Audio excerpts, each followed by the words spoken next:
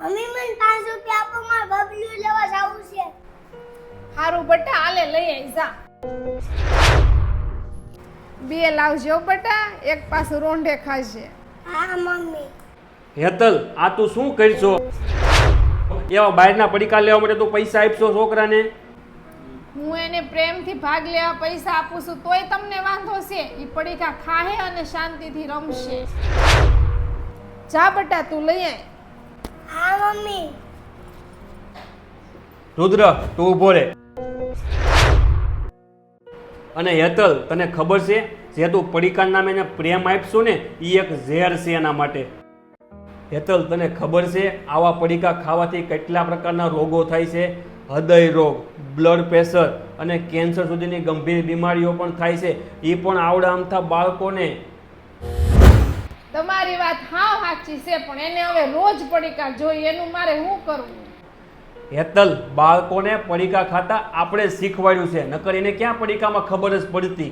હારું વિપુલ, હું હવે એને રોજ ઘરનો નાસ્તો જ કરાવીશ. પપ્પા હવે હું સમજી ગયો. હવે હું ક્યારેય બબલા લેવા માટે પૈસા નહીં માંગુ.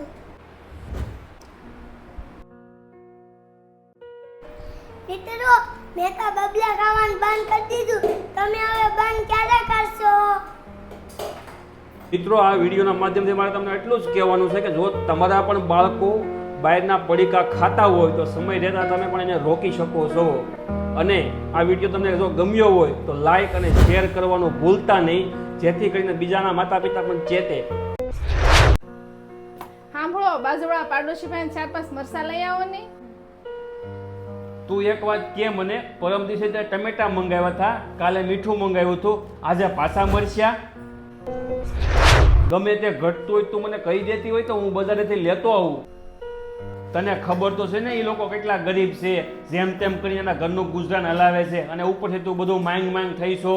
હું જાણું છું કે એ લોકો ગરીબ છે, એ જેમ તેમ કરીને એનું ઘર અને ગુજરાન ચલાવે છે. આપણી પાસેથી ક્યારેક ક્યારેક એ લોકો લોટ, ખાંડ, દાળ એવું બધું માંગતા રહેશે.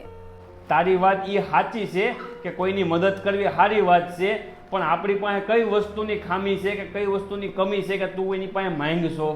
હું જાણી જોઈને એની પાસે નાની નાની વસ્તુ માંગુ છું, કેમ કે એને લેણ દેણનો વ્યવહાર લાગે. કારણ કે એ લોકોને એમ ન લાગે કે એ ગરીબ છે અને કોઈ દિવસ પોતાની જાતને નાના ન અનુભવે. બસ એટલા માટે જ એની પાસે નાની નાની વસ્તુ માંગી લઉં છું.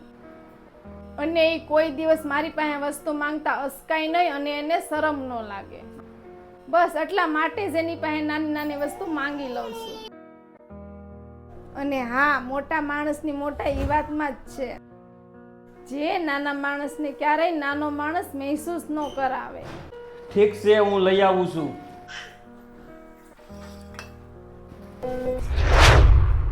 આ શું છે? મરસા. તો છે તો ખરા, તો મંગાવ્યું છો શું કામ? મેં તમને આગળ કીધું તો ખરા, હું જાણી જોઈને મંગાવું છું.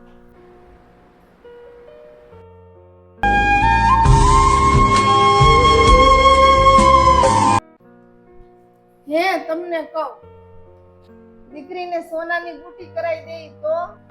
એ હમણાં તો એના હારિયામાં લગ્ન હતા, આપણે મામેરામ વીટી તો આપી હતી, હવે શું છે પાછું?